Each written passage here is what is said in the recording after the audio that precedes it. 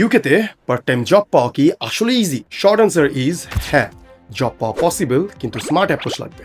Student হিসেবে আপনি উইকে ম্যাক্সিমাম 20 ঘন্টা কাজ করতে পারবেন। যদি আপনার সিভি ভালো হয়, ইংলিশ কমিউনিকেশন ভালো হয় আর রেগুলার অ্যাপ্লাই করতে থাকেন, তাহলে restaurant, retail shop, warehouse, delivery বা কাস্টমার সার্ভিসের মতো সেক্টরে অনেক পার্ট টাইম জব পেয়ে যাবেন। তবে আমার রিকমেন্ডেশন হলো প্রথমে অন ক্যাম্পাস জব টার্গেট করুন। University library assistant, student ambassador, admin assistant বা অন্যান্য ক্যাম্পাস জবগুলো তুলনামূলক বেশি ফ্লেক্সিবল হয়।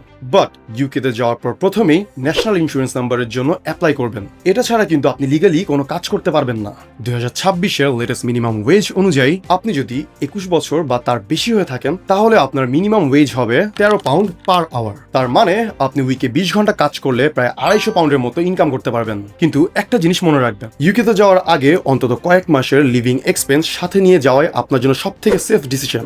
ইউকেতে স্টাডি, পার্ট টাইম জব আর ভিসা নিয়ে এরকম প্র্যাকটিক্যাল ইনফরমেশন জানার জন্য পেরেন্টকে ফলো করুন। আর আপনার প্রোফাইল অনুযায়ী ইউকে প্ল্যানিং জানতে আমাদের মেসেজ করুন।